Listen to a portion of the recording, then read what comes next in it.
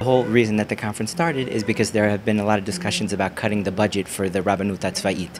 As the Rabbanim are talking about what the purpose of the Rabbanut is.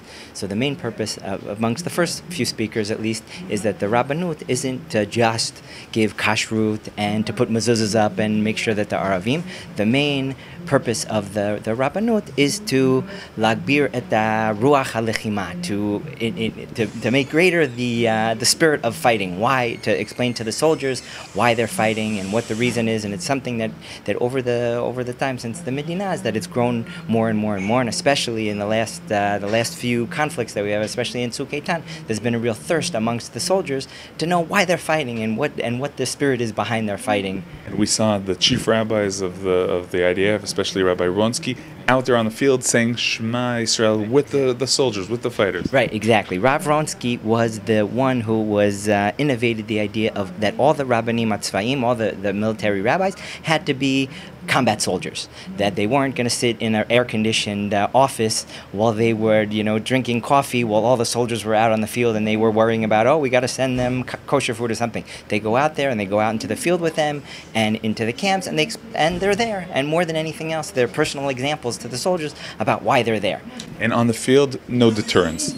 No deterrent, no, not at all. And they're there to they're not although they're officers, they're not there to give them orders, and they're there for them, for their neshama, for their soul, to support them and to be there as a comfort and to explain to them why they're there and to hopefully be there for them to raise them up. So from what you know, from what you understand, what is the threat? Mainly budget cuts or something more significant? Largely budget cuts. And there's always been a tension, is that there's a fear that the Rabbanut Tzva'it, the military rabbinate, is going to take over and they're going to force the non-religious soldiers to do things that they don't want to do, and that's not their purpose. Their purpose is not to come and to take over and to control people and force them to do things. They're there to be spiritual guidance for them if they want, if they don't want, and especially as time has gone on, we know that there are more and more religious soldiers and they need services, both physical services as kosher food and eruvim and mezuzahs and all the things, but they also need spiritual services, and that's where they're there.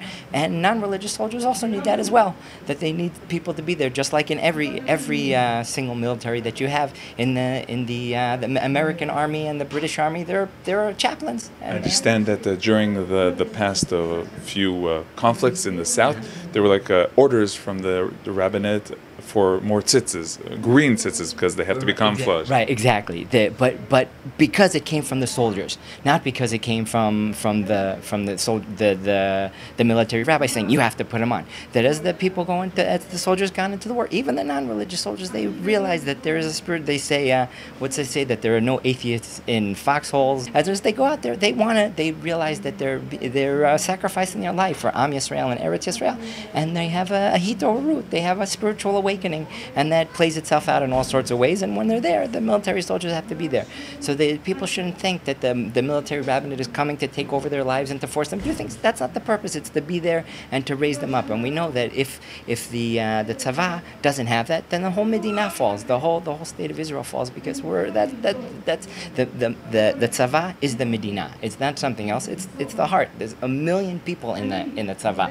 It's a sixth, and that's what people are serving right now. And obviously a lot have been others.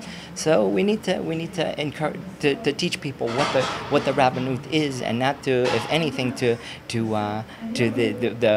some of the rabbis have spoken about already, is that there's also a Department of Education, and oftentimes in the Department of Education they talk about dilemmas and what you go through and all these different things. And the Rabbanut is not about dilemmas. It's about giving the soldiers a clear understanding about what it is to fight for Am Yisrael, what it's about to fight for Eretz Yisrael, and Me'al Hakol Ahavat Yisrael, that we're all in this together and that we're fighting because we love Am Yisrael.